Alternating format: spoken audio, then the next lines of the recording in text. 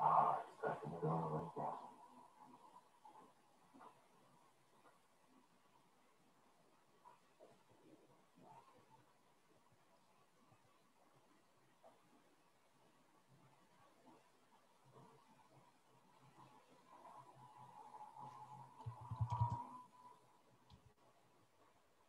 good afternoon, ladies and gentlemen. It looks like we should be live now. Yeah, we are live. Welcome on board, Mr. Goswell. It has been a while that we haven't conversed here to talk about burning issues that are affecting our country. And I thought it's a good opportunity for us to meet our guests and say hello to them. We have so many guests lined up, as you know. We have many people lined up, and we have so many things that have happened. Since the last time we came here, we had to take a break because of the bereavement of UDP and member, Mr. Diba, and that turned out to be a very long break. So we apologize for that, and hopefully from now on we will be here every Sunday to talk to you guys. So before I go on, let my co-host, Mr. Goswell, say a few words. Go ahead, Mr. Goswell, please. Oh, thank you very much, Kejau. It's once again a pleasure to be on this media. And first and foremost, I will not be doing justice if I don't say Happy New Year to all our comrades and all our supporters, listeners, critics, friends, and family that are watching this program. You are right when you said that we haven't been on the waves for quite a while, and it's unfortunate, but it was something that we took in good faith. We hope that from now on, we will be making sure that we have our programs regularly on a Sunday so that we can dissect and discuss the issues which are prevailing in our country. And we understand that we have people that are listening, that appreciate what we do, and that has been a motivating factor for us to continue what we're doing. I mean, if we were not motivated, we could have said, right, that's it, 2021, we got other things to do. But we've received messages of concern from people saying that why are we not on? And we are back.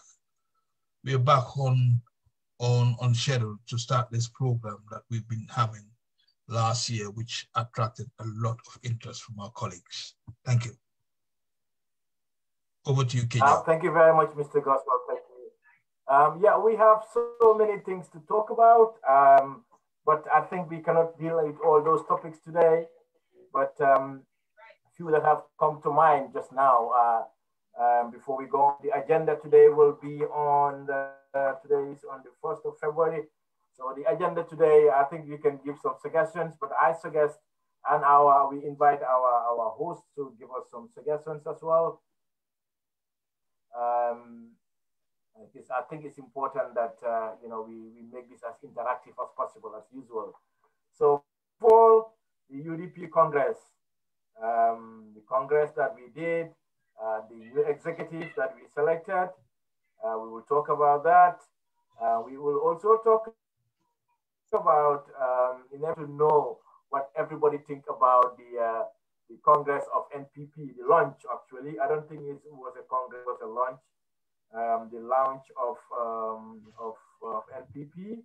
And also they want to talk about the drug case that is the burning issue right now. I think we need to talk about that. We need to tell our people what we think about those issues. Also I think those are a few that we want to talk about. And also there's a PPP Congress coming up. So we might touch briefly on that and all the Congress that are coming up. I think apart from that, political issues, those are the few that have come to mind. As I said, we have lined up people like Honorable Uncle Zeno Davo. He's poised to come on and join us. We just have to find scheduled time. They are very busy, and we are back on air now. So we have to find scheduled time so that they can all come and talk to us. Uncle Zeno Davo is coming. I have to talk to Mayor Rohi Malik Low also. She is ready to come on board. She's probably right now on a tour in the provinces. In Nyani, she's going right now. So, but eventually she's going to find time and come talk to us. We also know that, Miss Oli Wada Ms. Oli Dibawada has also scheduled to come to talk to us. That one is already on the pipeline. We couldn't come and talk because of the death that happened. As we said, Mr. Diba passed away. May his soul rest in peace because of such things, such programs that were, and the Congress also came. So we couldn't come and talk to our colleagues. And also Mr. J. Paul also promised to come and talk to us as soon as he returns from Banjul. So we have so many guests lined up. So this is just a tester. Hopefully we'll have first Mrs. Oliwada, Mrs. Diba Oliwada to come, and Mrs. Oli Dibawada to come and talk to us. You know, she's our rising star in UDP, and we all know how valuable her contributions are to UDP and the diversity in UDP. This is a diversity show once again. So before I go, Mr. Goswell, is there any topic you want to talk about, or can we go and talk about the UDP Congress and the new executive? What is your opinion about that? Well, you're the anchorman, so I'll leave it with you to lead the show, and I will just bump in when I'm supposed to do.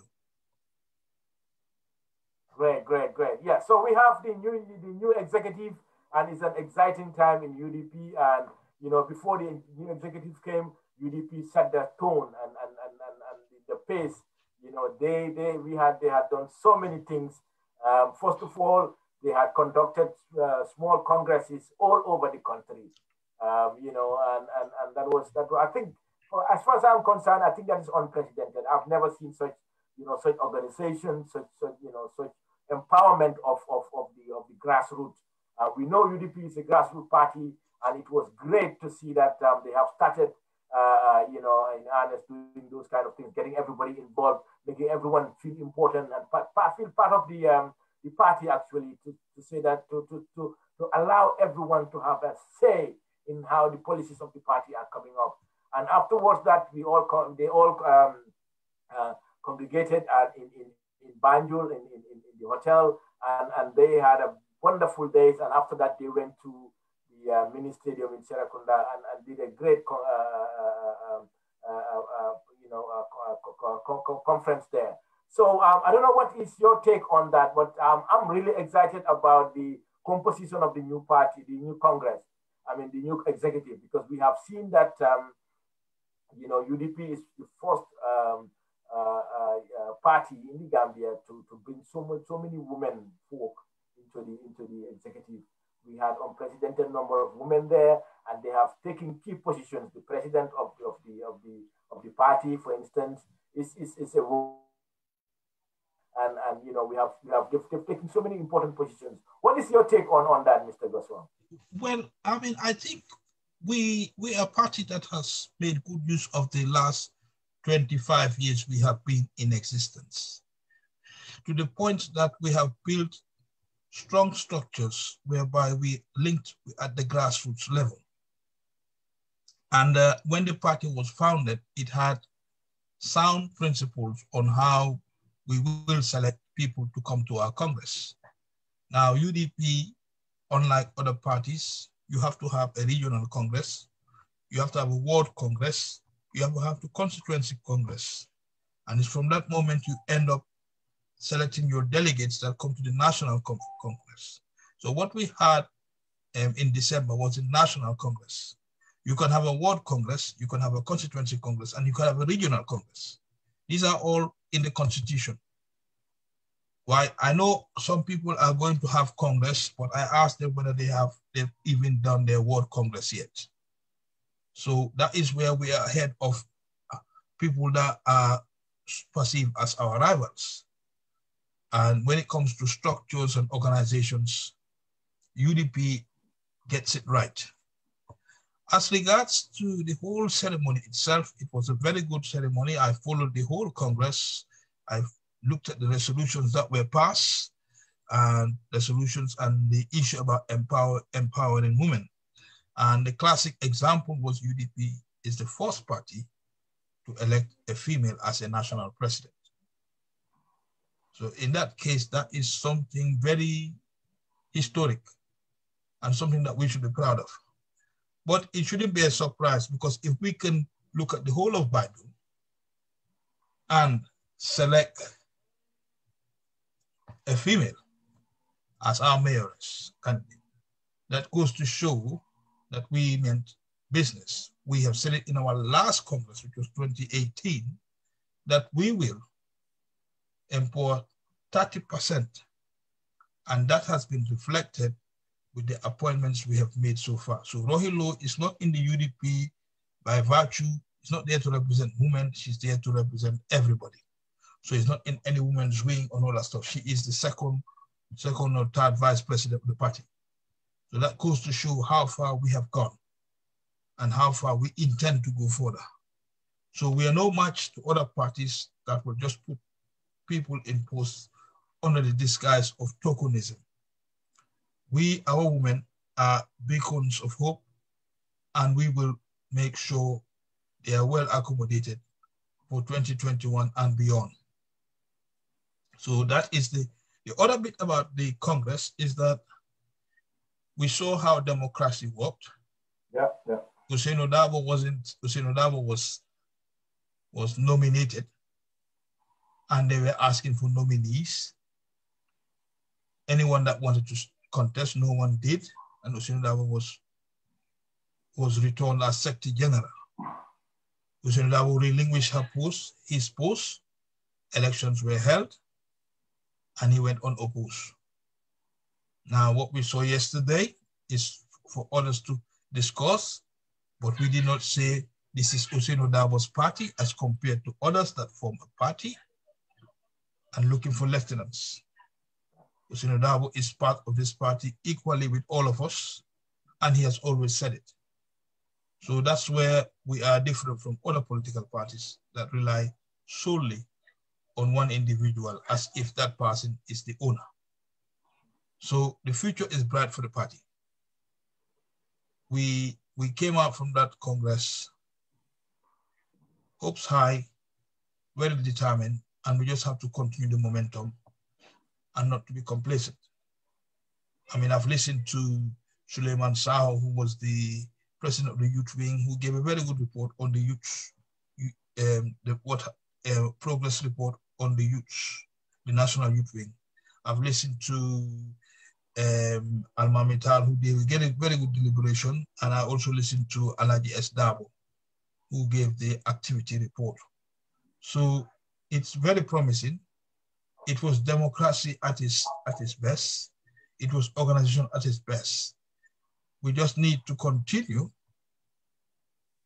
not to be swayed or not to be distracted, but just to focus on what our core values are and what we should do in order to win 2021. So I'm extremely pleased with what happened at the Congress, and I'm hoping that we will work from there, because what you saw in the Congress for the first time, you had people, we even had a Christian that was elected and not co-opted. So this myth about it's anti-Christian, it's tribalist and all that stuff, no, it's not. If you come and join the party and make yourself known and do the work, we will elect you. If you want to be on the sidelines for your own security, we can understand. But that doesn't stop you from making your contribution known to the authorities so that we can support you. So this notion of UDP is a tribal party, a sectional party, or anti-Christian party is just absolute rubbish from my understanding. Can you clarify to our guest who the Christian was, just before you forget? And the fact that I want to emphasize that you said 30% of our executive, the executive are going to be women folk. I think those are important things that if you can clarify those things. Well, of course, but this is something that we made as a pledge in 2018 when we had our first Congress after the change of government. We did make the 30%, and what we've done now is quite incredible. I mean, I don't want to say too much before another party decides to select all women just to prove a point. When we have got women that we've nurtured, we've developed, we've given them the baton of leadership, and they have not been a disappointment. So that's where UDP is. UDP is more of a school that when you come in, we nurture you up, we make you look electable and presentable. And that's why the future is bright for the party if we continue to maintain the momentum. Because you have UDP up to the grassroots level, democracy, all those groups, 100%, all these groups that you have, they're women-led parties, the women-led groups that are really interested to boost the image of the party. So don't be surprised when we have the next 5 years or 10 years, you hear that there's a woman candidate contesting for UDP. It will not be a surprise to me. And it will be historic. Absolutely, absolutely. And that's why we are urging all the women to come join us in large numbers, and we're getting as many people as possible. I think those are good points. Sorry for the interruption. Go ahead, please. Yeah, so that's where I start, see. And secondly, what I saw in this Congress was we have to commend our founding fathers, those of them who have now decided to hand over the baton to the younger generation. I pay special tribute to the Deputy Speaker, who was a member of the executive, who has relinquished his post for a younger individual. I also pay respects to Fakeba Koli, who was the campaign manager up to December. He also has relinquished his post for a younger generation. That clearly shows the maturity that we've got. I know Museno Dabo is the father figure at the moment, but he's guided by younger team of skillful Gambians that can really boost or rejuvenate the party's fortunes. When you look at it, we always tend to say, oh, we are old, we are young. We are not young. We perceive ourselves to be young. Because when you look at it, when Oshinoda was taking the reins of office, he was just only 48. So that's not something that you can say he was old, he was young. And so if you have people within that age, like now we have the likes of Yankuba Dabo, Dr.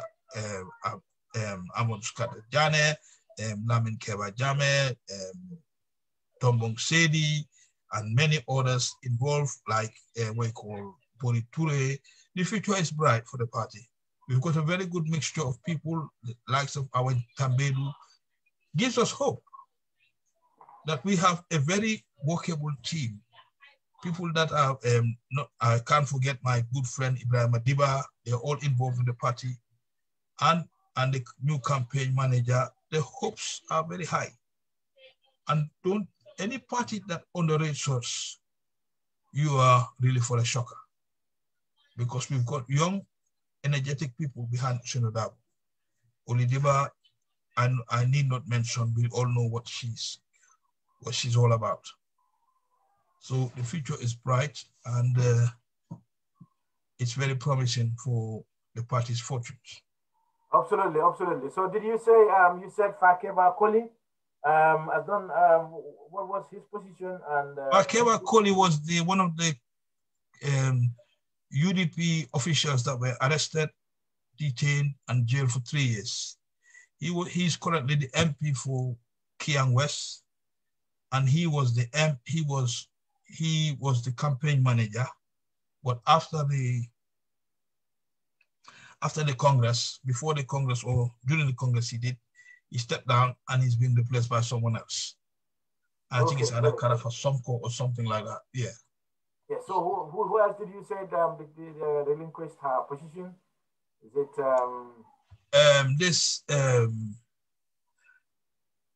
Alaji ML Sane, who was also Deputy Speaker and one-time Member of Parliament for Kiang West. Absolutely. So those people, so UDP is really a pace setter in this one. And you also talked about NPP. So was it a Congress or was it, what do you think was just a launch? And have they satisfied the law as far as legally election laws are concerned? Or is the Congress coming up, you know? I think when you look at it legally, the law says that a party, every 2 years, a political party should have a Congress. Yeah. Now, UDP's NPP is only 1 year old. So it's not obligatory for them to hold a Congress. Yeah. What they've done yesterday was a luncheon. Now, you remember that last January, they announced that they were going to form a political party. And they registered the party. And when they registered the party, the interim leader or the interim president or interim leader was Adama Barrow. Now, it took them 1 year to organize a luncheon, which they did yesterday. And all they've done is just to announce that the party has been. But in all fairness, people form parties today and launch it within the next 3 months. But it took them almost 12 months to come up with what they call a fanfare. Now, this was just a luncheon. No policy was given, nothing was given up. And I don't want to say much about it because there's a lot we should learn from the Congress, the luncheon that they had. Luncheon, like what? Like what? I think that is really interesting. Well, that is our own secret weapon against them. If I tell you, when I look at it yesterday, I asked myself, you had all state apparatus, you had all the illegitimate advantage because you are incumbent. You spent 1 year to launch this political party. And you had the stadium at your disposal, you had the security at disposal. And if this is what you can offer us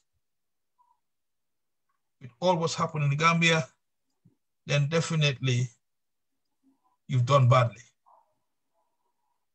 Because I don't want to associate myself with speculations. There's talk of people being paid to go to being given fares and being given T-shirts and being given money to go to the stadium. That's what people are saying, but I don't want to associate myself with that unless I have something that could corroborate it. I mean, I doubt the amount of money they spent yesterday for a luncheon is quite scary. Absolutely. But did the crowd scare you? Was it half the size? Well, I'm not impressed with the crowd because what happened is I said on the UDP page that we spent 3 hours to fill the buffer zones. They spent about 8 hours to fill a stadium which had only 25,000 people. Yep. Hussein Odawa, when he went to the buffer zone, he went there broad daylight. And the amount of people that already, at the time he went there, the buffer zone was full to capacity.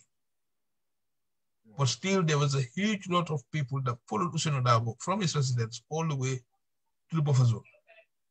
So if you look at the 2 videos, you can see one that's been using, and there were so many convoys behind President Barrow. I mean, people were at the Independence Stadium since 12 o'clock, I understand. And he didn't arrive there till, I say, 7, 8, or something like that. Now, considering the time factor, considering the inconvenience it's caused to people, this is something which I wouldn't want to say anything, but it's just expose MPP weakness in organizing. Yeah. And if this is what MPP is all about, then surely they have no chance to stand against UDP. Absolutely. But should we be complacent though? I have so many people who call to express concerns that we should not be complacent, that the incumbent is the truth about the incumbent having so much resources at his disposal, and our people being gullible at promoting and supporting the incumbent. You know, should we be complacent? And that, you know, I don't think we should be. I think we shouldn't rest on our laurels. We should push ahead still further. And as Uncle Hussein said during the Congress, we have to assume that almost all the other parties are ahead of us, so that we can maintain the joke. You also mentioned that that UDP is democratic and you know it shows that no single person owned the party. And we have seen NPP and their leadership behaving as if it's Yahya Jammeh.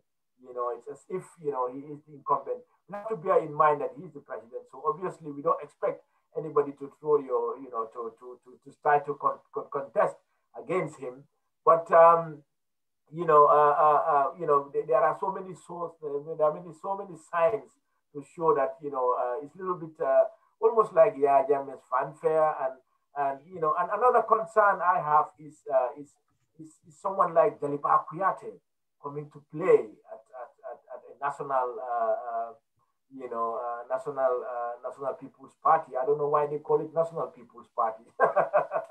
Well, I mean, the issue about Jaliba, we need to be fair to ourselves because when we had our Congress, Jaliba came and played at the buffer zone.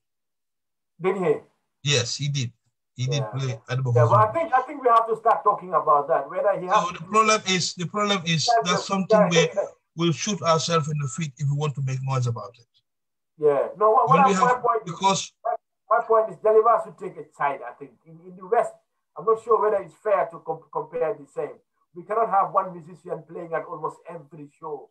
Well, I mean, well, it's up to the people. To be honest with you, I'm proud that Jaliba is being taken to rallies and all that stuff. Because the problem is, if it was the PP era, they would have called you Sundur and all that stuff. And then we have Gambian talents that need to be promoted. And I don't care about. I want to take the political issue out of the debate and look at the whole fact that we got Gambian musicians that can entertain Gambian people. Yeah. I mean, you got to understand that Serekunda East used to have a contract with Yusundu, and it denied other institutions signing contracts with Yusundu. It's what you know in law, restraint of trade. Yeah. Yes, there was a case when PPP, Serekunda East constituency, had this leverage over Yusundu, and GPTC wanted to hire Yusundu, and it was a big fuss. But now we have Jaliba playing. If Jaliba wants, he can even play for PDOIS. If Jaliba wants, he can play for PP.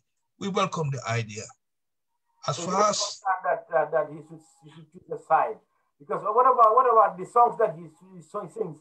He was singing. I'm not sure whether you understand what he was saying. He was saying that Barrow has won. Things like that. Do you think? Well, I mean, the problem is this is all part of the game plan. Like that. Well, sorry.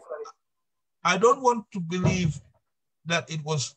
I only hope it's not being misconstrued, or I only hope he's not playing politics with this. But the whole idea is UDP tomorrow, if they want a fundraising, they will call Barrow. They will call Jaliba, and Jaliba will fill the stadium. So that's how I see it. Because we will sing that song about Lawyer Dabo, and everybody will start saying, "Oh, Jaliba is what you call is UDP," and then he sings about Barrow. "Oh, Jaliba is Barrow." He sings about OJ Jallo. "Oh, Haliba and Jaliba is PPP." So we just have to play it safely. Yeah, do the Gambian. I wouldn't want. Ignore all ethics and make sure it doesn't matter what he sings or says. Yes. My problem is if he starts saying Barrow is going to win, let us all support Barrow in his songs. People will not take him seriously. I mean, we have heard it from singing the same about Anyway, we have our what's it called again? Our viewers, and they have comments. They have reactions. Brahma Mane is saying hi, Mr. Kejau and Mr. Goswell. Thank you for your effort. I didn't get one thing. He didn't get one thing, he said. Why is the police, what is the police band doing at the private political launching? Right. Right. This is something which I saw that happen when Yahya Jammeh was nominated in 2016, November 2016. They brought the police band. Where was he nominated? That was when he was nominated as during the nomination day. Police band were there. Okay. And it's unfortunate that police band shouldn't be there because they're public servants. They shouldn't be at political rallies. So that one, I really agree with him. They should not be there because they should be apolitical. Yeah.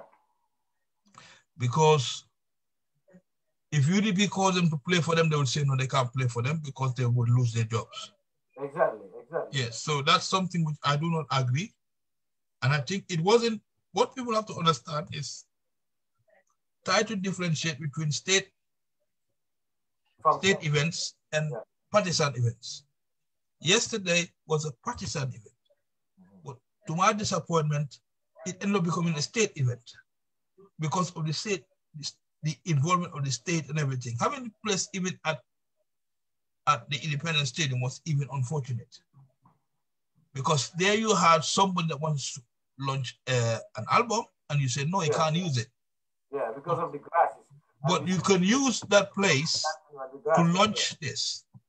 So where is the fairness? Yeah. You see? So basically, it's something which they should agree on. Yeah. Sorry? Go ahead. I said with the police band, we should write to the it was wrong. It was wrong. And I only hope now that Barrow has launched his party, he will listen to the inter-party committee, which has a memorandum of understanding, which will tell him that, look, there's certain activities that cannot be tolerated. You cannot abuse state apparatus to promote your politics. So are you saying that we should wait for him to be launched to be part of the thing? I mean, well, that's the problem. Yeah. Because I've never seen PPP, I've never seen PPP having a rally and call the police band to play for them. Yeah. Yeah. No, my question is, should we even wait for the launch? I mean, yeah, okay, so the event happened now. My question was, they should have been part of the inter-party committee since they get registered. I think IEC should have to come up and say that, anytime you register your party, you should also register with the inter-party committee. I understand it's a voluntary thing, but I mean, it's much more like a body, a governing body of all the parties that we can express our concerns there. Otherwise, we will have to go to court. And you have seen the diaspora going to court for the thing. So maybe we can talk about that later. But okay, let's talk about what our viewers are saying. That Musa Toure says he doesn't agree that we should promote women and make them vice presidents. It should be a fair ground for everyone to compete, equally to get what we want. We shouldn't give women, I think my take on that before Mr. Goswell comes is the women have been disadvantaged too much, Mr. Today, and too much, and we have to encourage them to come on board so that we can promote. What is your take on that, Mr. Goswell? Well, we did not put in a positive affirmative action. People made their mark within the party, participated in the process, and the people elected them. Who are we to say that we shouldn't promote women? Okay. I mean, the affirmative action is the gentleman that is saying this. I wish he was in the diaspora where he may be a minority and they're trying to bring up somebody from the minority, and they've seen that ethnic group or minority group has been disadvantaged for years. And they're coming up with ways of which we can empower women.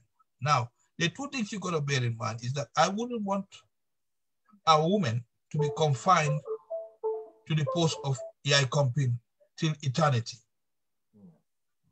You don't hear the word about by Kompin. You only hear the word is Yai Kompin. Yeah. We are tired of that so-called distinction. I mean, when you look at it, women have played a lot in our politics which people don't talk about. When we had the first constitutional issues in colonial days. It was women that took part in it. But no history book will say it. Yeah. No history book will say it. I have the facts. I have the records. Women took part in negotiations in 1952. Women were involved. Yeah. But no one talks about it because it's not in our interest. And some of us use religion to boost their point, which is wrong. So we cannot say that. And I'm going to say something. Is Sadada wouldn't have won elections, or Barrow wouldn't have won elections. So yeah, would have won if the women were against them. Yeah, I mean, they're the majority. They all benefited from the stewardship of women. Yeah. And now what we're doing is making sure that there's a level playing field for women as well. When you look at it, how many women were made parliamentarians? An organization like UDP only had one female MP, who's now MPP. One female MP, one. Yeah, yeah. You look at it in councillors' election, only 7 women contributed. I mean, it's time that we look at it. Look at the amount of women that are now judges, lawyers, and all that stuff, doctors. And when it comes to the political field, no hope. Yeah, but I think, don't you think that's up to the women? Because they have to be brave enough to come and join political parties, first of all. And I know that, you know, this is a way of encouraging them to come and join us. But they also have to contest in the elections, you know. They don't have to, this is a good point. Everybody should try in their constituencies to nominate women, you know, women who are educated. But maybe we don't even have enough educated women, you know, brave enough to take that. So I'll take this challenge up into my Yamina constituency and hope people like our Balde and our Ba, you know, and our women folks in the diaspora, like Fatou Marena, Yakon Sise, will also you know, contest in the upcoming national assemblies. Because as you said, we need a lot of women in our national assemblies, you know, in our national assembly. But unfortunately, it's a big challenge, and we should encourage them as much as possible. Yeah, so go ahead, sorry. I think the way I see it is that women have been playing a pivotal role that we fail to appreciate.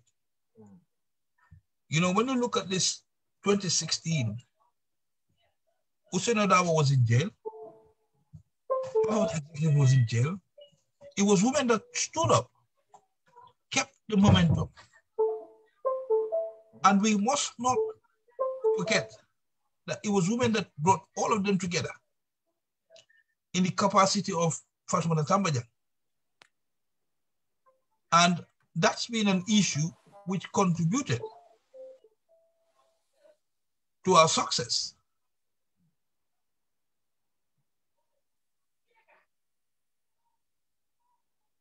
Yeah, sorry. I have to go. That's been a contribution. That's been a contributing factor to our success. The men could not agree on coming together. Auntie Fatoumata Tambajang went round party to party, trying to bring them all together. Now you can see the value, which what ended the end product of what happened. They were able to agree to a convention. They were able to select Adama Barrow, and they were able to go out and win an election. So we don't have, Auntie Fatoumata Tambajang is not the only person that can do it. But what she has shown, she has put me on the map saying that we can do it. The likes of Adiyam Seka, Yuri Puseno were going to jail, half of the executive are in jail. She had to pick up the pieces from somewhere. Yeah. Herself and Adiyam Mundawiyabo. So we must not underestimate women. There's what we call Rafaela that Rohim Malik Low is the president of. And what she's saying is empowering women. Absolutely. Now, when you empower women, the chance is they will take part in politics. Don't say jigen palasam hamden ko chiwanbi or toboto jikaram. No, that's backwarded concept. Ellen Johnson Sirleaf ended up becoming president of Liberia. Absolutely. Yeah. Yep. Whether we like it or not, Aissatou Njie Saini is the longest serving vice president in Gambia's history. I mean, there's so many examples I can give on this forum about women's success. And for us to start thinking that women should not be given their ideal position in politics is unfortunate.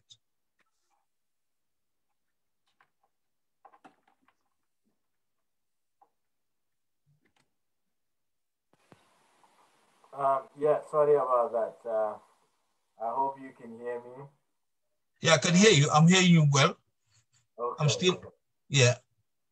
Yeah, I'm trying to, I got a new computer from work, so, you know, it's a little bit challenging here. So I have to make sure that, I hope the people can hear me, because someone was complaining about the volume, so I had to put the thing on. But my USB is playing, my super speed USB 3.07 port is not behaving. I have to get a new one. It has been an issue all the time. Okay, so let's move on to the drug saga that we have. I know we have so many people who are really, really interested in talking about this issue. And I even have some people who are accusing the government of complacency in this. I mean, they're accusing government of being complacent in not coming out to talk to the people. And also, some even have gone further to say, yeah, Yami did the same thing. You know, he sold our country to drug dealers. You know, is Paro doing the same thing? Do you think that they have a point that the government should come out more often and talk about this? Do you think Barrow should hold a press conference? I saw that yesterday in his launching. You know, he really did a great job of reading from the material that was given to him. This time he didn't make very serious mistakes, and that boosted his confidence afterwards. You know, you could see, you know, he become a little bit confident, even egoistic and even cocky, if you like, you know, especially when he was speaking Mandinka. So do you think he should have come out to talk to the people about the drug that was, and what is your take on that drug? Well, this is an incident which has attracted Interpol. And as a result, it is something which this government should handle with extreme care and some degree of maturity, and not to look at it as something minor. The street value of those drugs is quite high. The tendency that our country may be labeled as a drug hub is something which we should avoid. And there is the need for them to come out and make their position clear as to the circumstances of how this drug came to the country and what they're doing as a government. Because what we saw this week or last week or so is that something has happened and this government is just keeping quiet. Now, I expect this government to come up with a press statement to explain what's happened, what they're doing, and what's the way forward. Because if they don't, then we will be easily branded as a drug hub, which I do not want to happen, even though I'm not a supporter of the MPP-led or MPP-sponsored government. So that is why my position is very clear. The state should come out and make their position clear about this issue. I think press conferences should not be seen as a political weapon or just come out and tell the public, yes, we are aware that this has happened. We as a government are really disturbed about it and we will run an investigation. And just be frank with the people. But don't wait the people to stay in suspense, expecting when it suits you to respond. They should have responded straight away. The PRO for Gambia Police Force or the investigation should have come out straight away. Because I'm made to believe that somebody has been apprehended who I believe was an accomplice or conspirator, and is currently in the hands of the authorities, but no one is making any public announcement as to what has happened. Yeah, except to be fair to them, I think Mr. Sankare came out to talk to Mr. Peter Gomez, as usual. I think Peter Gomez does that morning show with Mr. Sankare every morning. So he came out to talk about it, and that was one of the shows that he made the blunder about diversity and the things in between. But do you think they have a say to say that these people, the government is complicit in it? Do you think they are correct? Well, the way you look at it, a huge amount of drugs come into this country. We have all the securities that we talk about. That we have economic, we have the security sector reforms. The security sector reforms is not about trying to protect somebody's status in power. It's trying to make sure the country is secure from it becoming a vegetative ground for crimes being committed. So what happened was we should learn from the lessons of what happened in the past. So these drugs came to this country. How did they come to this country? What were the security measures involved for the Gambia Ports Authority? Why wasn't it detected? It was detected. Yes, well, in the initial stage. Yes. Or you mean, is it the first time that has come up? I think that's yes. I mean, we saw the one that happened 2013 or 2012, where those people were arrested and jailed, and Colombians, which is another story. But this one was entered our seashores and coming to the Gambia. Huge amount of street value said, some say 3 billion. Yeah, that's what they say. Yeah. So that's a huge amount of drugs that were brought into the country. And we don't know how it happened. Yeah, it's a big concern. It's a big concern. But I don't think it's fair to say that it is being perpetrated by NPP supporters. And as UDP, I think it's important that if we are going to be government in waiting, well, it our members the onus lies on like such. Right, Kejau, the onus lies on this government to come out clean about this issue. Yeah. And unfortunately, there's still this suspicion. And it's a legitimate suspicion because drugs of such magnitude come into your country and you're not aware of it. Come on. I mean, it's a small country. I'm not going to say anything about the alleged traffickers' political links. I think that's unfair. I mean, you have to be careful there because I think they are dragging some of our... yes, I'm not going to get involved. That's not my take. I will not assert myself with that. I will not assert myself with that. But what I'm saying is that this government should have come hard on it. Yeah. And if it required President Barrow to give a statement to the public, that would have been helpful. Yeah. But it's gone past that now, and they just have to live with the suspicion being leveled against them. Yeah, I mean, they can still come out. I mean, I think... Well, I mean, I don't know why they haven't.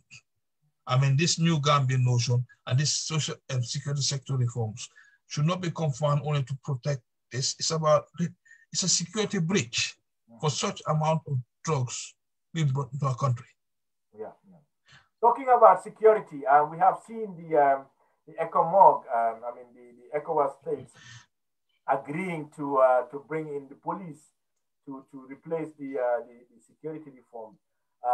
As a former security personnel, I think the concern of people are legitimate, but I see it as a way so that the Senegalese can continue protecting Barrow. I think that's where the problem lies. Because we have seen the Senegalese, the close protection, everyone in the State House are Senegalese personnel, and we have seen that when we talk about police in Senegal, as ECOMOG, they're talking about the gendarmerie, which are armed policemen, they are military, So I think it's a way so that those people will continue protecting Barrow, and that's why they are bringing only French-speaking, or mainly. I think Ghana also pledged, I'm not sure, but they are bringing French-speaking police. I don't know how that will pan out. How are the police going to come? Well, I mean, from what I gather is that the ECOMIC, some of it will be absorbed into our police force. Okay, the ECOMIC police that is coming. Yes, So Really? what I do not understand is that the ECOMOG should have been involved in the military aspect, like the army and whatever, and what they're going to put them into the police force. And with the greatest respect, we are two different systems. The French system and the Gambian system are totally different. And we are going to absorb them into our police force. So issues like police prosecution could end up with Senegalese forces. Now, what you fail to understand is that they were here on a peacekeeping base, which peacekeeping is a global phenomenon. Policing is an internal issue, and it's about understanding the laws of our country, able to enforce our laws of our country. And it are two different things we see there. That's why, in my own view, I'm totally against it. We cannot allow ECOMIC to be an occupational force.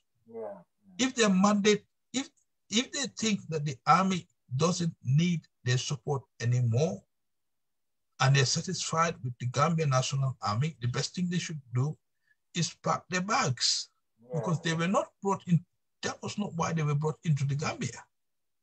And if they're going to act as a police force supplement, that should go by way of a treaty, protocol, and it has to go to Parliament for Parliament to agree to it. Now, who are going to sponsor ECOMIC when they're in the police force? Is it the Gambian government, or is it the EU, or is it the African Union? No one knows. So it's a huge package involved there that needs to be clarified. I mean, you talk about the army. Are they going to relinquish all their responsibility with the army and involve with the policing? Are they saying that the social security reforms are satisfactory and they don't need to tamper with it, but they still need to work in the policing side? Or is this something which emanated from the security sector reforms? I've seen it. It didn't make anything about that. And it wonders me why ECOMIC should be involved in our policing. Absolutely, absolutely. And we have seen reports of police, of Senegalese forces in many parts of the Gambia disobeying our courts. I mean, the courts, they have impounded some vehicles that I believe were carrying charcoal from customers.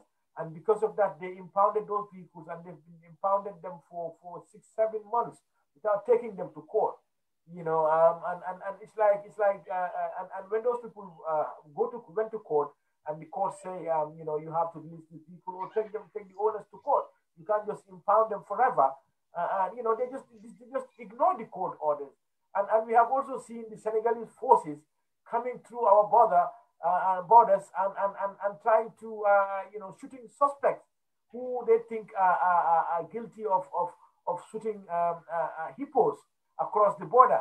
I think they said they have a treaty with Senegal called the hot pursuit treaty. Do you think Senegal, Adama Barrow, is really important about Senegal? Do you think we sold our national security to Senegal?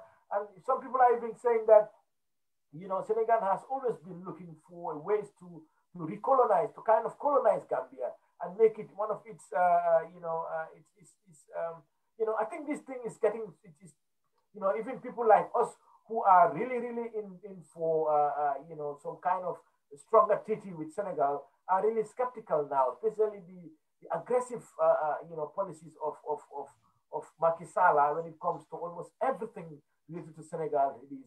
He's put planes so that they could take our tourists to Dakar, and then not making any effort so that they can go to Banjul, So it's like it's all the ideas that we had about tourism. He's trying to take it to Senegal, and even the rice field. I mean, every policy we have that was working in Senegal. I mean, it's a great thing that he's trying to do something, but he's almost posing as a direct threat to our economy. And this is really worrying. And so people have started saying, I mean, this was why Yaya Jammeh was right in blocking Senegal. Do you think, this is getting out of hand now? And what can we do about it as a government in, Barrow? Because we have even seen our supporters, some of us are saying that you know, Adama Barrow is trying to, is trying to connect with Macky Sall so that they get our registered voters from Senegal. Do you think this is posing a problem for the regional integration of Gambia and Senegal, and for the political problems might happen? What do you think? Well, territorial integrity is not something we should compromise. Yeah. And given the geographical position of the Gambia, it's quite important that we have sound bilateral relations with neighboring Senegal. And it's just as they say in Wolof, so talking is a neck, so they can do negam de laka. Dan ko dem fay, wala safara binyu sakir. That's saying in Wolof. And when we look at it in that way, we have to live with it that we need to have some sort of cooperation with Senegal. But there should something which should be agreed and something which does not compromise our sovereignty. Territorial integrity is very important, but it's something which we need to make sure that we are not disadvantaged. Senegal forces need to understand that the Gambia is an independent sovereign state, recognized by the United Nations, and it's one of the states by the Montevideo Convention, 1948 or whatever, or 23, and which makes us independent. So our integrity, we should not compromise it for anything else. Now, coming towards the issue of security, we have a long history of it.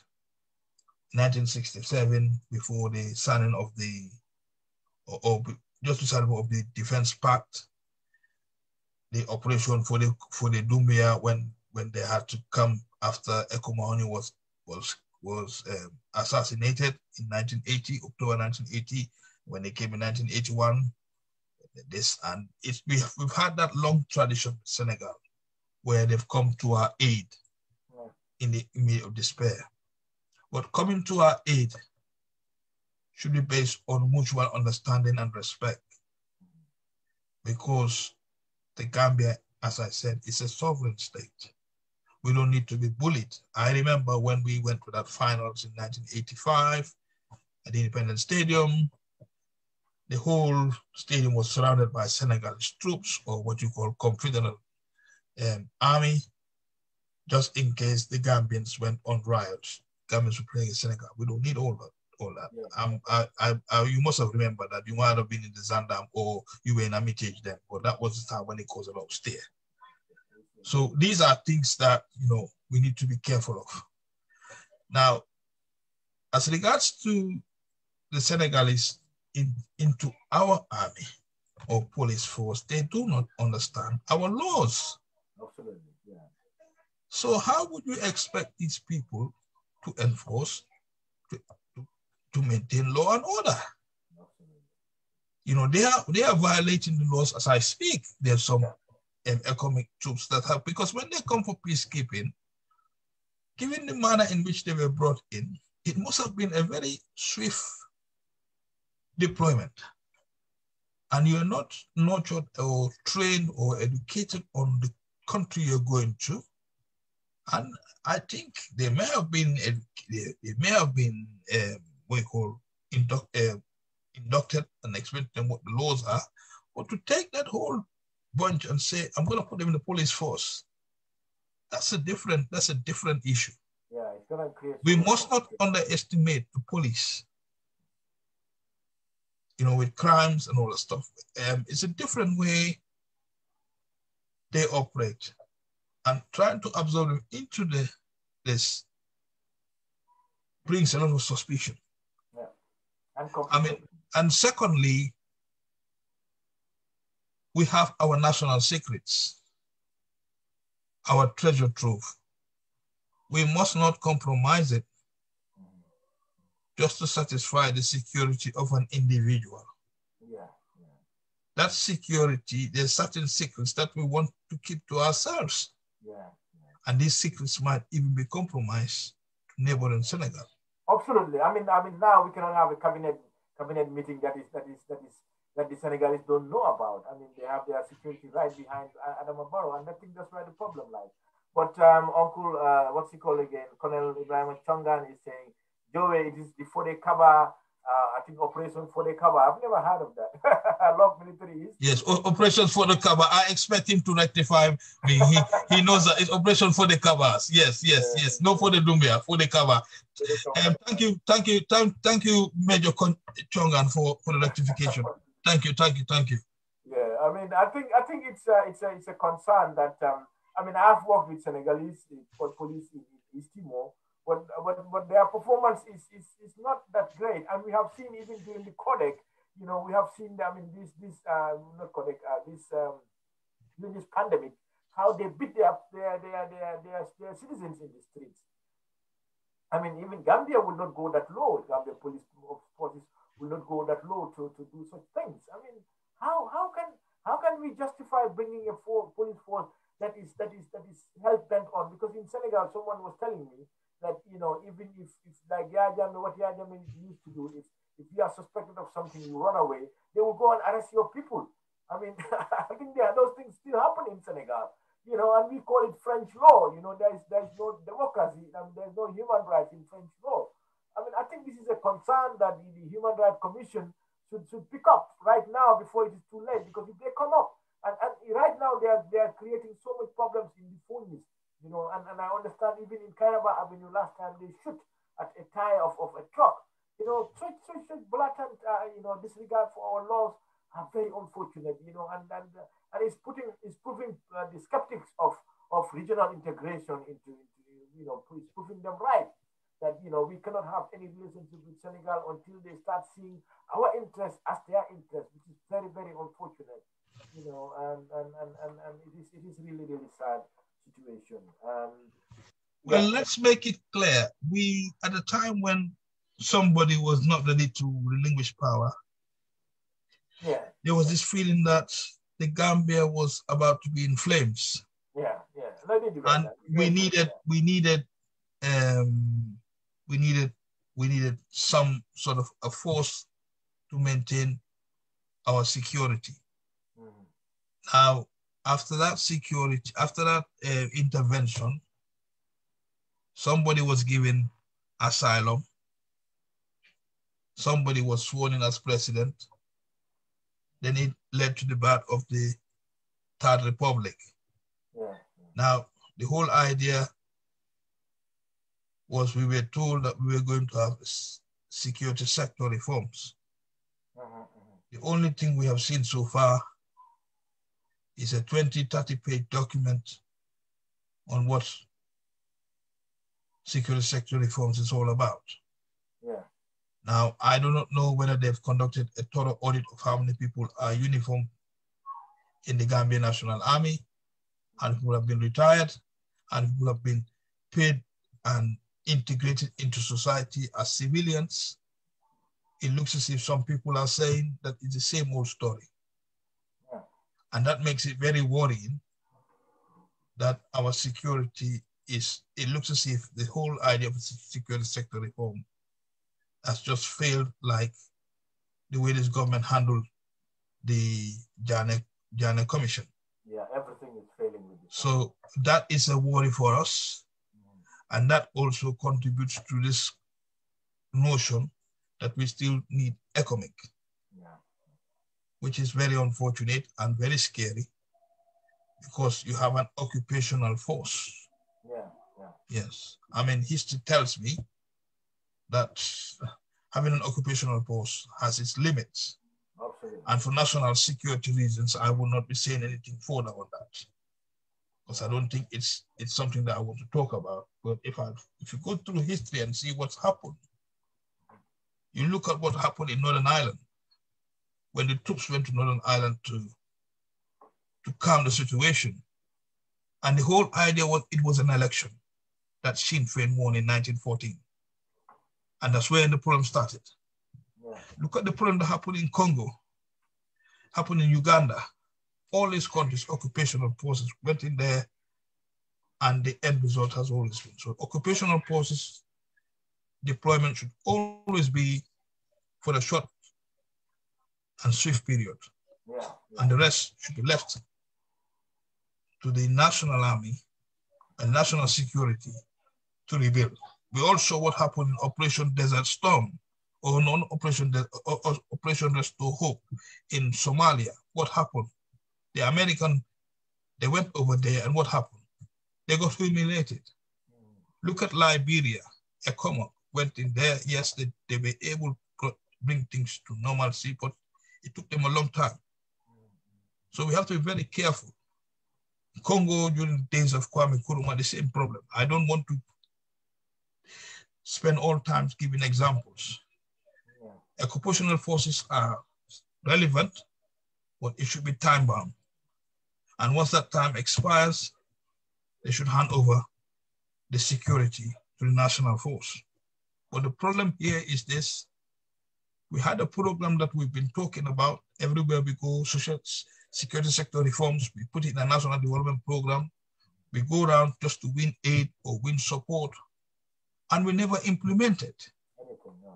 And the people that have been put there, they've been perceived as enablers of the former regime. So what are they going to tell us? This is where the government, the coalition government, lacked foresight when they were selecting who should be facilitating this program called security sector reforms. Who do you think should be facilitating it? I mean, I think they have failed in because there's not any single security reform that has been done. You know, they brought in old guards, the people who we suspect, you know, especially in national the NIA. You saw the NIA thing in the what's it called again, in TRRC. But more importantly, in the army, the armed forces, they have not done anything. And those are simple steps that they could have taken. Well, they have. We don't know how many people are in the army, Kejau, now. We've all been guessing. We all be guessing because I don't know whether they're still recruiting. Since one thing I want to know is, have they been recruiting since Adama Barrow became president? No, they haven't been. Well, if they haven't been, do now is the cadet selection. They had some scholarships from. Yes, but what happened is the army, from what I understand, was 7,000 Gambians. That's what they're saying. Yes, 7,000 Gambians. That is a lot, based on and that's cost a lot to our security, to our budget. Some of them you have to feed them, you have to clothe them, you have to house them. And what are they doing? What you do in the end, you start sending them to peacekeeping. There will come a time when peacekeeping will not be available, and they will just be wastage. I think what you have to understand is they are buying very expensive weapons for peacekeeping. You know, they've bought it for the army, they've bought it for the Senegalese. I mean, for the police, and the army. If you have to go for peacekeeping, they are expensive even for the country, because what you have to do is you have to make sure the army is operational as well. So you have to buy rounds for them, bullet rounds for them, so that they can go and practice at the firing range. And you know, even one bullet will cost a lot of money just to fire these things. But the problem is those are I think the number is not the concern, because numbers, you know, are important when we talk about the employment that we have in our country. You know, we probably need 7,000 men in our armed forces, bearing in mind we are 1 million people, 2 million now. But I think what we have to do is we can engage that army, and I think that's the difference between the UDP government. The UDP government policy is not to dismiss anybody from the armed forces, and I think this is important. It's very important. We make this very clear. We're not going to come and take anybody's job from them. What we're going to do as a government is to train them so that they can be resourceful, they can contribute to the economy of the country and not drain away from it. Because right now we have security treaty with other countries, with other companies, not countries like South Africa, you know, that is supposed to man our waters so that we can stop the illegal fishing in those waters. And what happens is when you have when you are paying a lot of money to those foreigners, you know, foreign companies, so that they can help secure we have our marine. You know, what about before we buy those expensive peacekeeping equipment? What about if we buy drones, simple, costly, non-costly drones, you know, and equip our navy so that they can take up that responsibility themselves and guard our water, and that will bring so much resources into our country. And we can even train them into IT. We have cybersecurity problems. Our armed forces is not equipped at all to handle any cyber security threat we have in our country. Most people are moving away from threats of physical security to cyber security. So we can train our people so that they can take that responsibility, not only for the protection of our businesses, our country, but also we can sell that service to other countries that need it. So those are ways where we can use our armed forces. They can engage in farming, and try to stop, what you call again, the importation of essential farming products. When we have the pandemic, these are very important issues, not only for economy, but also for national security. We can also train them to be engineers so that they build our roads, so that they build our government buildings, But when we have the armed forces now, even their own barracks is dilapidated. Last time I saw it, they cannot even paint their own barracks. What are we looking at? So these are important things that we need to talk about. But when we talk about security reforms, simple security reforms that this government could have undertaken and not wait for the UDP government to come, include making sure that nobody is promoted beyond the ranks that they deserve. We have generals, we have more. There's a problem, they said. We have a major problem in the armed forces. And that means literally we have more majors than captains, more majors than lieutenants, which is a tragedy. We should have, the more you go into the army hierarchy, it should go, as a pyramid, not the other way around, when you have officers, junior officers at the small numbers, and this is all because of the Ajame. We have people who are being accused, who have been accused of perpetrating crimes against our people, and they are still there. And the problem is they cannot even read and write properly, and they're still there. Those are small minorities, but it's very, very painful when we have those kind of people. But the simple reforms of looking at their terms and condition of service and what is prevailing now. Do we have when you are a major, how do you become a major? Those kind of simple things. They should all be able to do that. And not wait for the UDP government to take charge. So I think this problem is the failure of Barrow government. Barrow has been thinking only about himself, and that's where the problem lies. He's thinking about only himself, his security, and he's so scared, so afraid of our men in uniform. Ismail Assisa said this here, and they went and pick him up, because the problem is Barrow has never stepped foot in the barracks, and he looks like he's so scared of these soldiers. I don't know what is there to be scared about. Our armed forces was victimized as well by Yahya Jammeh. There is no reason to be afraid of them. There have been more victims. There are more victims in the armed forces than any other place in the Gambia. I have said this a number of times. I don't understand why they cannot simply understand that. When you were in the army, you go home. You were not sure, and even in the NIA, you had it in the TRRC. When you go home, I think they should have institutional hearings about the army as well, because when that will give us a perspective of how fearful these people were of Yahya Jammeh, how traumatized they were. When you go home, you're not sure whether you're going to come back home when you go to work. And I think this is a problem that we have to look at and try to address, and try to tell Adama Barrow that there's no reason to be afraid. He cannot bring people like Baji. We have said it a number of times here. He said Baji has been a perpetrator, not obvious torture of other things, but he has enabled Yahya Jammeh, and he has worked with Yahya Jammeh at every level. So he must have condoned what is happening to the armed forces, the indiscipline in the armed forces. And FAI also was working with Yahya Jammeh. So you cannot bring those kind of people, even the ITP, and ask them to head, a security reform that they had also participated in. So these are the concerns, and this ECOMOG thing is going to come back to bite Barrow. We are going to make sure we tell our security that Adama Barrow is not for you guys, and if you have we're not saying to pick up arms and oust him, but you have your ballot. Don't vote for him. Don't vote for him when he comes there. We have seen that Yahya Jammeh had lost in the barracks. All the barracks that were in the barracks, Yahya Jammeh lost. So it means the army were fed up with him, and they would never allow him to come back home. I don't know why Adama Barrow cannot understand that. He can bring the Senegalese nearer to him, but the only thing that those people are going to be interested in is their personnel, how they can peacekeeping is like that. When you go on peacekeeping, you want to stay there forever.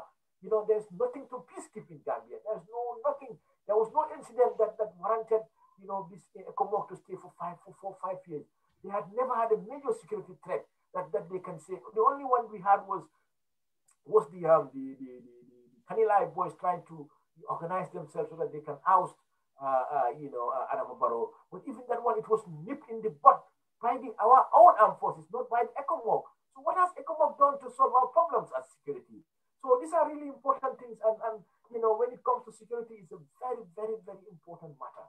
Very important, and I urge our media houses to take upon themselves to talk about these things. Whenever we have press conferences, you know, they should ask this question: what has ECOMOG done for the Gambia for the last 4 years? You know, what has, apart from the first few days of sending Yaya Jammeh off, you know, it should have taken about a month to send ECOMOG back home, but they didn't. And after that, they are bringing more and more people in. I mean, that's the interest of those countries, you know, and it's not fair on us, even as ECOWAS. You know, people are looking for places. If you go to Ghana, I went to Ghana Military Academy, you see people down there, they're asking, they're saying, oh, where is the war going to happen? So that we can go and earn our money. You understand? So, you know, there's no war in Gambia, so that's even easier to earn your money in. You know, so why are they going to, why do you think their governments will be interested in sending their people back home when it's going to solve their economic problem in the Gambia and create more problems for us? Because wherever you have ECOMOG coming up, where we have peacekeeping, one thing you have to understand, the consequences on the economy is that prices will go up. You know, prices of things will go up. That's why Gambia is so expensive now for the average people. It is so costly just to get a meal in the Gambia now.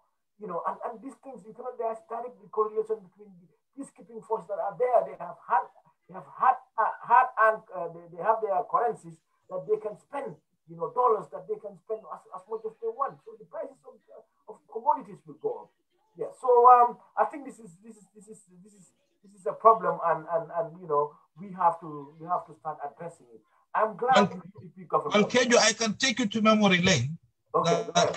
When we launched our party in 1996, when the issue about the army was this, it was a manifesto pledge that Ousainou Darboe said that the army will have a special engineering unit that will be involved in house construction and all that stuff, which would have been very sustainable, which have been very useful in light of what we're going through at the moment.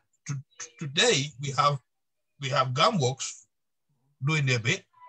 We could have had the army as well involved in doing government buildings, and that could have saved us a lot of money. And leaving people in the barracks doing nothing is just a risky business. Yeah. And that was what he said at the time, but not a lot of people understood it. Some countries, when you go at the moment now, you have the army is involved in the fight against COVID. When there's sort of floods in England, the army is involved. You know, all these things, they're involved in it. You see, the army is mainly in there for what you call disaster and all that. It's also in there for disaster management. You've got to understand when Rohilo wanted the cemeteries to be cleaned and all that stuff, he got in the army. When she wanted to clean the gutters or the sewage in Banjul, he got the army involved. So the army has to be utilized so that they're not just confined to barracks, doing nothing and being paid money. So people that believe that the army is just a fighting force, that's a misconception, because other countries have used the army to their own interests. And it has been a success story. Absolutely. Yeah.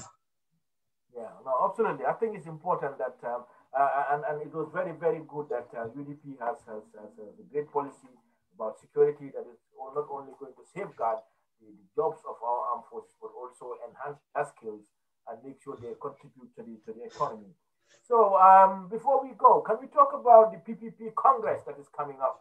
I understand some people think that the PPP is being morphed into NPP, just like the what's it called again? The NRP has been dismantled and brought into the NPP.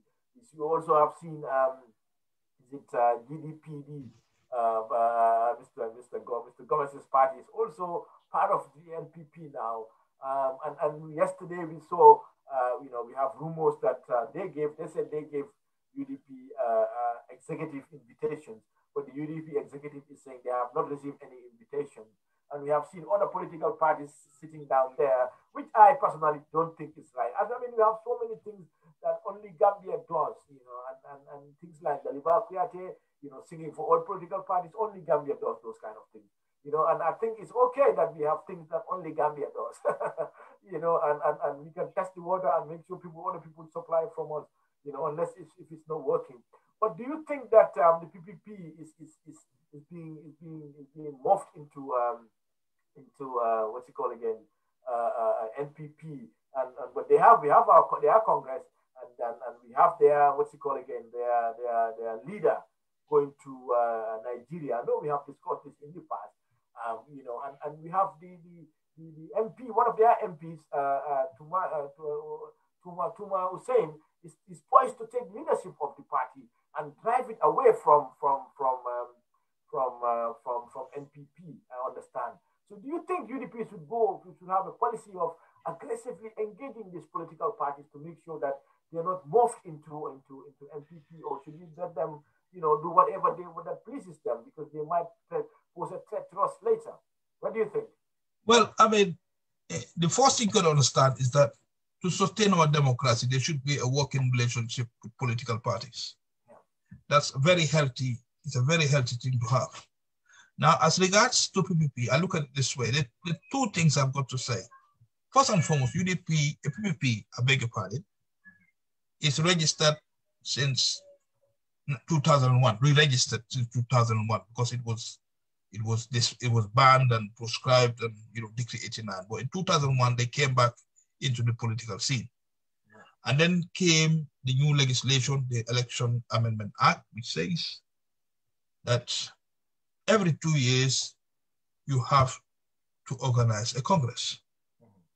So PPP, in as much that they, as you call it, mob into MPP, it will be unwise for them not to have a Congress, because they had a Congress in 2018. They should have had a Congress in December, but I understand because of the COVID-19, it's been extended. So it's only UDP and what you call this party, Citizens Alliance, that have, and Henry Government's party that have had a Congress so far.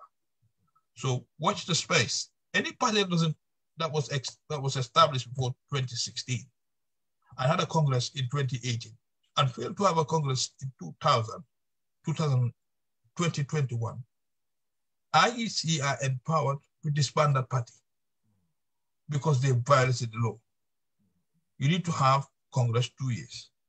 Now, lucky for UDP, we had that in our manifesto, in our constitution, since the 15th of August, 1996.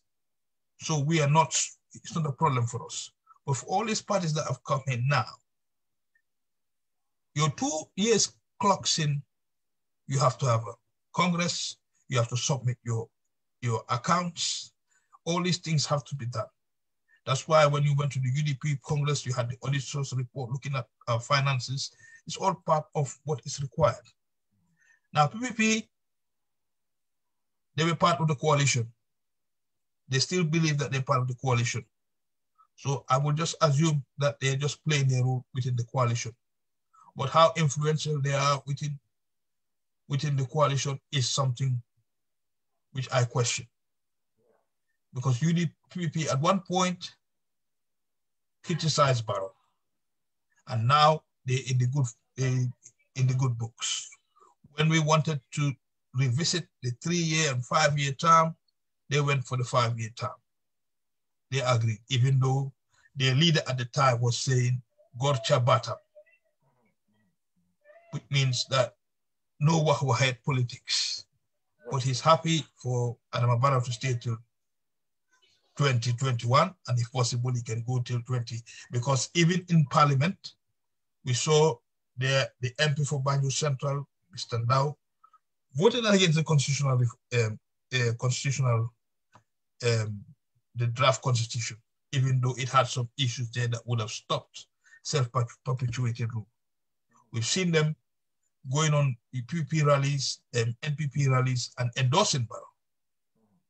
Not endorsing the coalition, but endorsing MPP. So I want to believe that what will happen in their Congress will be a different story.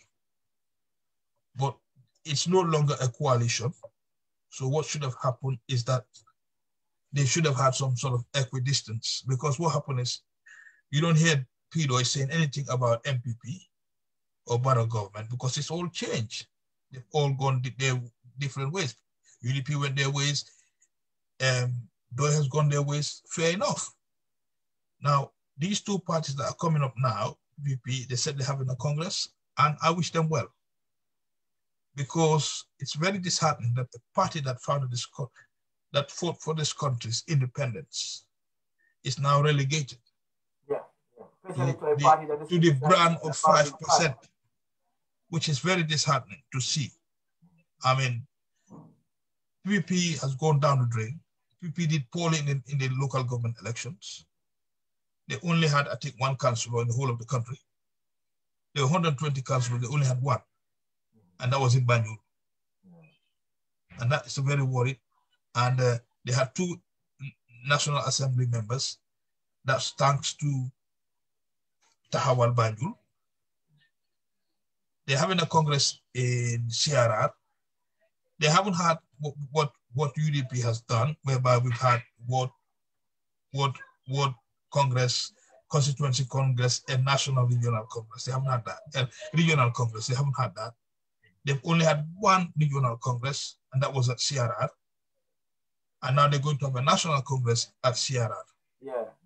So I don't want to say much, but I've been told that they're trying to have structures and it's not been helpful.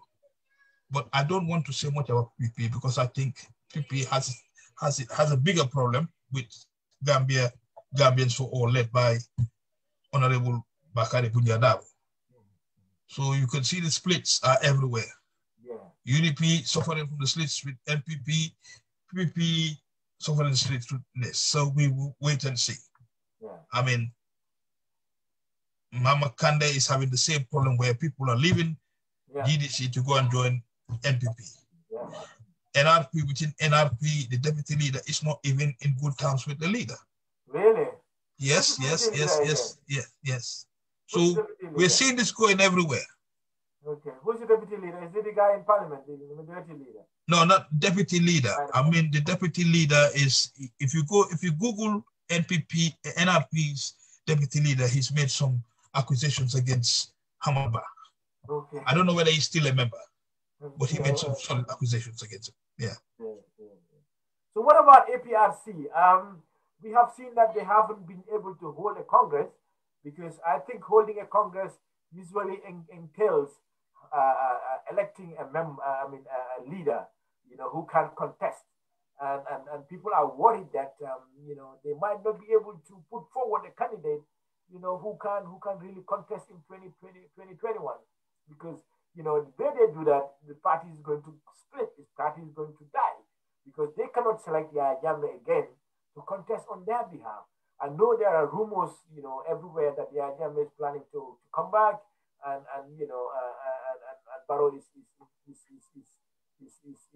trying to benefit from them, and they are saying no, we're not going to, we're not allowing you to take our members. Do you think APRC, that's a legitimate concern that APRC may not be able to hold a Congress? And is it part of holding a Congress that you have to elect leaders? I mean, APRC cannot say we like NPP, we don't have to hold a Congress. They have to hold one. And do they have to hold a new leader? They don't have to elect a new leader, because their leader is not qualified, to contest in 2021. And do you think, Adam, it's just rumors that Yahya Jammeh is crazy enough to come to try and step foot in the Gambia? Bearing in mind that everybody's looking for him. The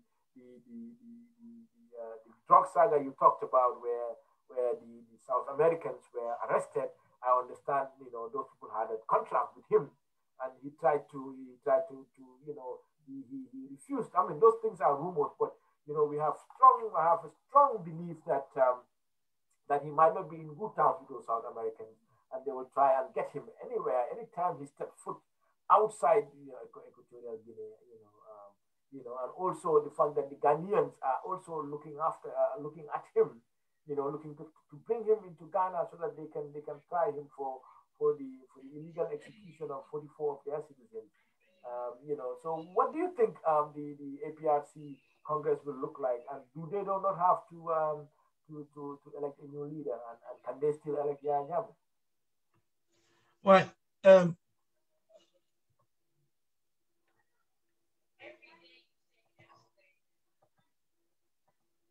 Sorry, hello. Yeah, hi, yeah. Right. Can you hear me? Yeah, perfectly. Yeah. Right. The thing I want to say is this. In April 2016, on the 3rd of April 2016, UDP had a Congress. Yeah. And they elected Usain Dabo as party leader, even though Usain Dabo was not qualified to contest in the next presidential election due to his age. Yeah. So in the same vein, in the APRC, there's nothing stopping them from saying that their leader is still President Jammeh. Really? Yeah. Now the other hurdle is President Jammeh qualified to be a candidate? No, it's not. Well, that's a big if. The third thing we got to understand is this week we had a judgment which says that they cannot claim immunity on Schedule 13 of the Constitution, the transitional arrangements. In other words, when it comes to the Gambia, he will be accountable for all the crimes that is alleged to have committed. Yeah, and I said this here. I said, you know. So that's a big fish now. Yeah. Now, to say that APRC cannot, only a fool will say that APRC cannot organize a Congress. Only a fool will say that, because, I mean, there are people out there that still believe in APRC. And that is because of the feelings of us that were in the coalition government and did not deliver. Yeah. So people are going back. We had a honeymoon period that we should have utilized, and we did not make capital out of it. And APRC have cleverly regrouped, and they could be a bargaining power. But now the bargaining power is not helpful, because their bargaining power was Jammeh should come home. Come home when you come home with certain conditions. Absolutely. Because what we hear from the TRRC is not helpful. And taking into consideration, you have the incident of which 40 Ghanaians were killed, of which Ghanaians are still pursuing for justice. That's not helpful. No. So APRC, as it is at the moment, they now have to look for a suitable candidate that will replace President Jammeh as a presidential candidate. Because it's the same case with Usain Dabo. When we woefully nominated Adama Barrow, we nominated him as a presidential candidate and not as a leader. So that's a big problem for them. So I personally will not be complacent with APRC. We thought they were dead and buried, but they were not. They can still bring the crowd. Yeah. We all saw what happened in the KMC elections, mayoral election. Rambo came second. Did he? Yes, he came second. Okay. Next to Bensouda. Yes, to Bensouda. He was running, he came second. Yeah. And when you add the votes, I mean, so that clearly shows you that, look, if people don't look at it and say APRC are still life and kicking, then you don't understand politics. Yeah. Yes. So our concern is that the only votes they can win is in Fonyi. No, I don't. I don't want to associate myself with tribal demarcation. You see? No, we're not saying tribal. No, I'm telling you something. Hang on. I'll tell you something. Regional, not tribal here. I live. When I moved in the Combos, the first area I lived was around Serakunda East. Yeah. And Serakunda East, Taling going to Olatukunda was a good fertile ground for Jola settlements. The Ibo town, Chicken town, all those areas, Chicken's town, all those areas, Jolas were resident there. You understand? And they've built there. And Oje Diallo will tell you, if he's listening to this program, he will admit with me that some of his hardcore supporters were from the Jola tribe. Yeah.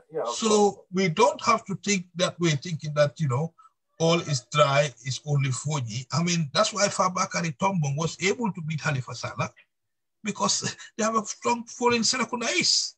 Yeah. No. We're not saying we're not being tribalist here. We're not saying. No, we're not being tribal. But for us to believe, for us to continue to think that it's only Fonyi, we're making a big mistake. No, but that's the reality. That was for the data. I'm talking about what the data reflects. Well, because when you look at it, Jammeh was winning at seats that we never thought he'd win. Well, remember, won seats in Badibu.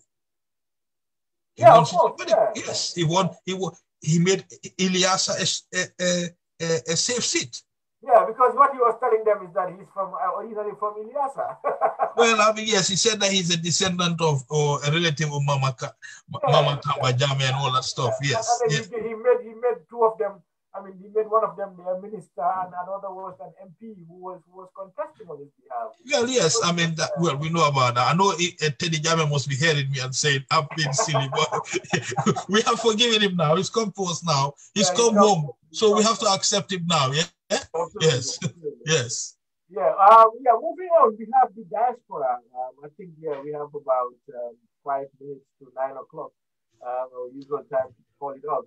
But we have the diaspora, some members of the diaspora who did a great job, I must say. People like Uncle Bibi Dabo and even Pastor Kejau, who, they did a great job in making sure that we have, the diaspora is now not only, the government does not only have an option of saying, diaspora it's another money-making place. You understand that diaspora contributed 45% of the GDP, every year. So and we did our part. If not, we led the struggle against Jammeh and made sure that he won. We contributed hundreds of thousands of dollars to the campaign of the coalition government. Eventually they are coming to see us as just troublemakers, and they don't. I don't think they even want our votes. They don't want people in diaspora to be able to vote. It was not an option. I think it's only Gambia. We have seen the Guinea last elections in Guinea. Many of them were actively voting. In their elections, and even the Senegalese elections. The Senegalese diaspora will vote. And the Gambian diaspora did not have this chance to vote. But thanks to some of Jegan, I think Jegan was part of it as well. We have these gentlemen who took it upon themselves to go to court, and the court has asked. They have requested. They have ordered the government to make sure the diaspora vote. First of all, do you think that the Ghana government will obey that court order? And what are the implications of these things? Because some of us are looking at ways where we have to go home. And I think it's not only the voting, I think it's also about, the diaspora being able to hold key positions. Because right now, if you are a dual citizen, you cannot even be a minister in the government. You cannot be an MP, I understand. And there are so many positions you cannot even hold. I know we have some people who are dual citizens and they're probably holding ministerial positions, people like Omar Faye. But do you think this order is a concern? And it's going to make sure that people vote, and can we rest on our laurels and cancel our tickets to go and register in Gambia? It is a welcome development. It is something which has a history which people don't understand, because it was something that was in our laws. Yeah. And what happened is the APRC regime decided to change the laws. That's not with regards to the vote, but with regards to occupying positions in the executive. And it's because of these reasons, that's why some of our valuable and experienced executive members had to be replaced at our last Congress held in 2016. Because the like of Uncle Ibumane was an executive member, but the fact that he was out of the jurisdiction, he could not hold any post anymore. Now, I personally welcome the judgment, and I think it's a progressive one. My only concern is the notes of implementing. And by the way, Kejau, I can go now and say, Mr. Dabo, I'm putting a motion for you to have for us to have the election again. I want to contest against you because I'm in the diaspora now, and I want to be the next candidate for UDP. And you can't say to me, oh, you're not in the Gambia, you can't contest. I say, well, the Supreme Court judgment says I can contest. I'm a member. So that opens opportunities for people to participate in the process. Do you think the UDP executive, they will amend that law that does? So what happened is UDP complied with the law. It's not in their constitution. They just complied with the law that you have to be born resident in the Gambia. No, but yeah. UDP executive, you can't be. No, but now UDP, what they can do, if they want to be fair to us, they can all organize an extraordinary Congress, and we, the diasporans, you can go and contest for the presidency if you want. And I will tell you that, we can do better than the Nyamina boys, know. Mr. Goswell, my concern is the UDP would believe that UDP executive, you cannot be part of the UDP executive unless if you have stayed over a year in the Gambia. Well, you don't think that is going to change now, so that they will have what used to happen was they were doing it just to control, just to see that somebody is not brought into the party without any links with the grassroots. That's different from saying that somebody should not be. It's totally different. Now, anybody can occupy an executive post. Now, as regards to me saying I want to contest, I will have to satisfy the residency test, which I can't satisfy for obvious reasons. So that's where I will be disqualified and that's a legitimate point. I'll have to accept it. So what we have now is an opportunity for us to get involved. We contribute a lot towards this country's remittance. And it's now that, I don't know whether it's an economic decision or whether it's a human rights decision, but it's a decision that we should all celebrate, that we've been given the chance now to participate. The next hurdle is for the government to honor it without any bias. And they should not see us as enemies. They should see us as partners in development. So there's no need for them to think that, oh, the diaspora, they're all UDP. It's not in our interest to give them. These are things that they should have sorted out. You just look at the situation of the IEC. If they'd engaged with the diasporans about 18 months ago, we would have been somewhere else now with the electoral register.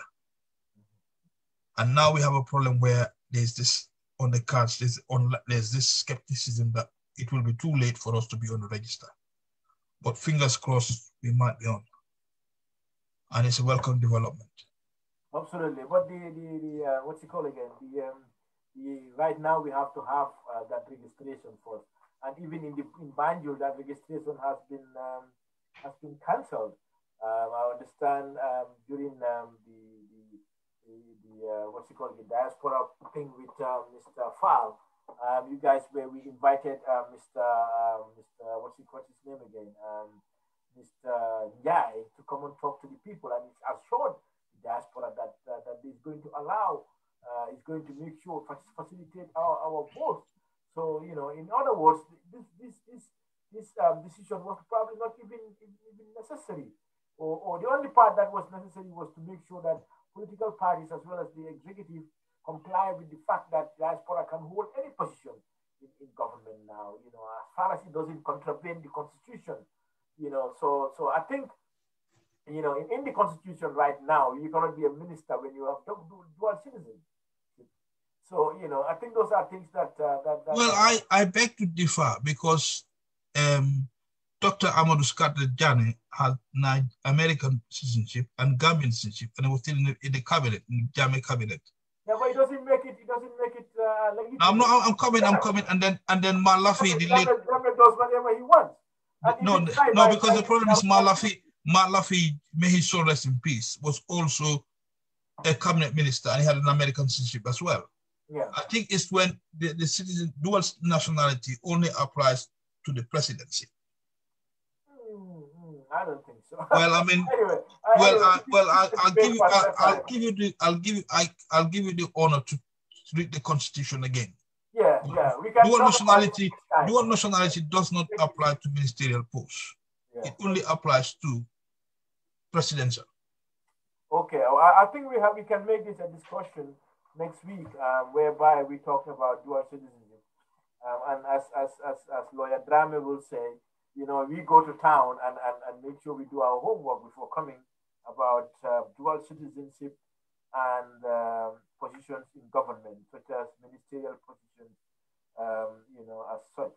I think it's important that, we talk about this issue because many of these, now people have started going to court, and many of these issues will come up where people will start taking the government to court, so, it's important that we make sure we advise, or talk about these issues so that the, UDP government will be seen to be doing the right thing all the time.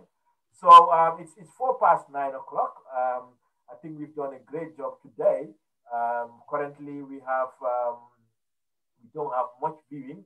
We have about 32 viewers, which is not very impressive, bearing in mind that, at least we get 100 plus at the start. But eventually, when the video comes, we get about 36 now.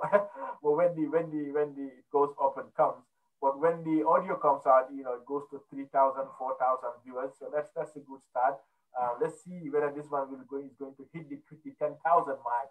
I think it's important that we keep up the momentum and make sure that every Sunday we come and devote 2 hours to issues that matters, and bring diversity into our politics, especially to the UDP.